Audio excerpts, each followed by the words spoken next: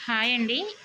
ఫ్లిప్‌కార్ట్‌లో electrical device అంటే washing machines కానీ, టీవీలు కానీ, అదేవిధంగా మొబైల్స్ కానీ, ఇయర్ బడ్స్ కానీ, ఏవైనా కానీ ఎలక్ట్రికల్ డివైస్ మీరు ఆర్డర్ పెట్టేటప్పుడు ఒకసారి రిటర్న్ పాలిసీ అనేది చెక్ చేయండి.